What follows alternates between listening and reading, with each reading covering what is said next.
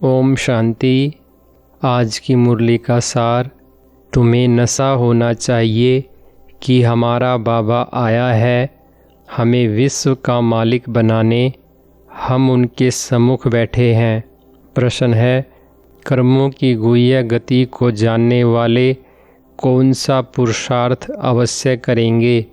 उत्तर है, याद में रहने का, क्योंकि उन्हें पता है कि याद से ही पुराने हिसाब किताब चुकतू होने हैं। वे जानते हैं कि आत्मा अगर पुराने हिसाब किताब कर्म भोग चुकतू नहीं करेगी तो उसे सजाएं खानी पड़ेंगी और पद भी भ्रष्ट हो जाएगा, पुनर्जन्म भी ऐसा ही होगा। सुनते हैं मुख्य पॉइंट्स। पहली पॉइंट, सब बच्चे जानते हैं कि स्वर्ग का मालिक बनाने बाप आया हुआ है, हमको लायक बना रहे हैं। हमको तमो प्रधान से सतो प्रधान बनने की युक्तियाँ बार बार बता रहे हैं। युक्ति है बहुत सहज, तुम जानते हो। इस समय बाप आकर हम बच्चों को एडॉप्ट करते हैं। यूँ तो तुम सब शिव बाबा के बच्चे हो, परंतु बाबा अपना कैसे बनाए जो हमको सुना सके और हम उनसे सुन सकें। शिव बाबा इस ब्रह्मा तन से कहते हैं, मैं तुम्हारा बाप हूँ, तुमको स्वर्ग का मालिक बनाता हूँ।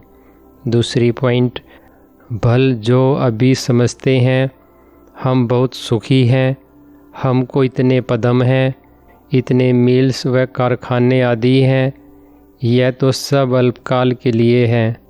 अंत में तो बहुत त्राही त्राही करने लग पड़ेंगे, दुख के पहाड़ गिरेंगे। इतनी सारी मिल्कियत सेकंड में खलास हो जाएगी। बाप से तुमको सेकंड में वर्षा मिलता है। कहते हैं, तुमको सेकंड में स्वर्ग की बादशाही देता हूँ। यह पुरानी दुनिया ख़त्म हो जाएगी, लड़ाइयाँ लगेंगी, नेचुरल कैलेमिटीज़ होगी, सफाई तो चाहिए ना।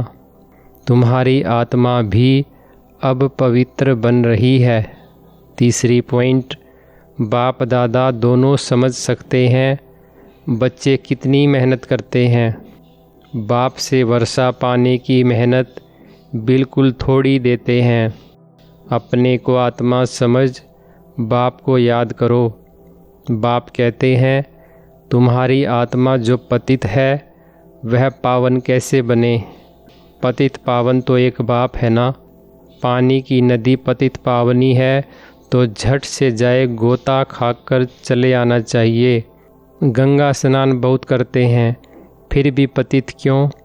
रात दिन यही धुन लगाते रहते हैं। पतित पावन सीताराम अर्थात सब जो भक्तियाँ हैं अथवा सीताएँ हैं, सबका रक्षक एक राम परमपिता परमात्मा है। पतित पावन पतियों का पति वही है, वह जब आए तब आकर पावन बनाए। चौथी पॉइंट, वह तो समझते हैं भक्ति से भगवान मिलेगा, जबकि भक्ति से भगवान मिलेगा तो ऐसे क्यों कहते कि भक्तों की रक्षा करने आएगा? भक्तों पर क्या आपदा पड़ी है जो रक्षा करेगा? रक्षा तब की जाती है जब कुछ आपदा होती है। बाप कहते हैं, तुमने कितना दुर्गति को पाया है। यह है रौरव नरक, सब दुखी रोगी हैं। घर घर में देखो क्या लगा पड़ा है, दुख ही दुख। इसलिए पुकारते हैं, बाबा हमारे दुख हरो, सुख दो। भारत में ही सदा सुख था, अब दुख है। भारत की बात है, और खंड तो है ही अलग, वह तो आते ही बाद में है। कोई 60 जन्म, कोई इनसे भी कम जन्म लेते हैं। 84 जन्म देवता धर्म वाले लेते हैं। 5वीं पॉइंट, मनुष्यों को तो जो आता है सो बोल देते हैं। अब तुम बच्चे बाप द्वारा अविनाशी ज्ञान रत्नों की झोली भर रहे हो। रत्न तो बहुत वैल्यूएबल हैं, बाप समझाते भी बहुत सहज हैं। बाप कहते हैं, तुम बुलाते आए हो, हे पतित पावन, आकर हमें पावन बनाओ। तो बाप आए हैं। शिव बाबा हमको पत्थर बुद्धि से पारस बुद्धि, पत्थरनाथ से पारसनाथ बनाने आए हैं। भक्ति मार्ग के चित्र सब पत्थरों के बने हुए हैं, पत्थरों से माथा मारते हैं। बाप कहते हैं, भल तुम कितनी भी मेहनत करो, फ़ायदा कुछ नहीं होना है। आगे तो तुम बलि चढ़ते थे, फिर भी क्या फ़ायदा हुआ। करके देवी का दीदार होगा, फिर जैसे के तैसे।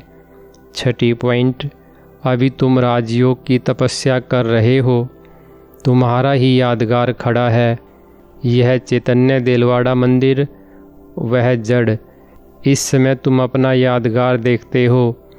तुम प्रैक्टिकल में सच्चे सच्चे देलवाड़ा मंदिर में चैतन्य में बैठे हो।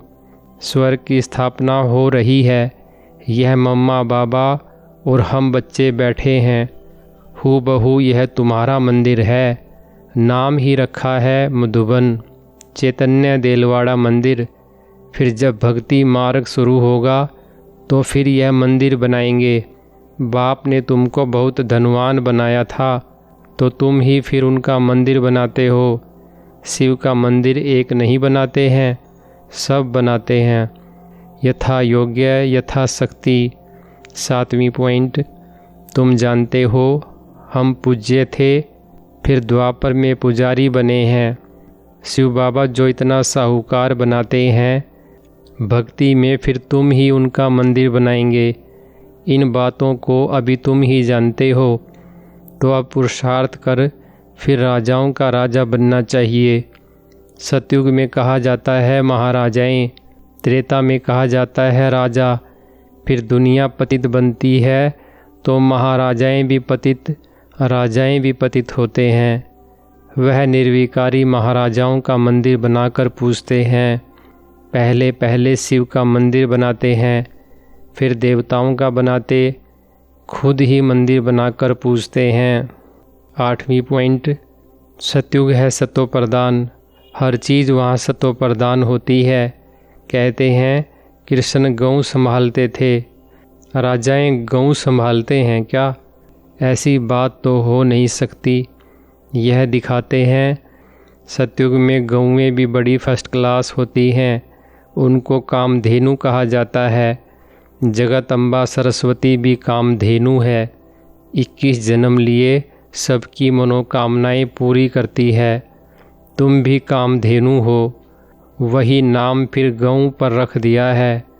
राजाओं के घर में बड़ी फर्स्ट क्लास गायें होती हैं, जबकि यहाँ भी राजाओं के पास ऐसी अच्छी अच्छी हैं तो स्वर्ग में कैसी सुंदर होंगी। वहाँ कोई बांस आदि बिल्कुल नहीं होती है। 9वीं पॉइंट, अब बाप बच्चों को कहते हैं कि मैं आया हूँ, तुमको गुलगुल बनाकर साथ ले जाऊँगा। मुझे बुलाते ही हैं, हे पतित पावन आओ, पतित दुनिया पतित शरीर में आओ। यह है पतित, वह है पावन फरिश्ता, भेंट दिखलाते हैं। तुम भी पतित से ऐसा पावन फरिश्ता बनेंगे। सतयुगी देवताओं को डीटी कहते हैं। सूक्ष्म वतनवासी हैं फरिश्ते। अब तुम फरिश्ते पवित्र बनते हो। बाप कितनी सहज शिक्षा देते हैं। यहाँ जब आते हैं तो कोई भी बाहर वाले मित्र संबंधी, घर घाट, धंधा दौरी आदि याद नहीं करना है।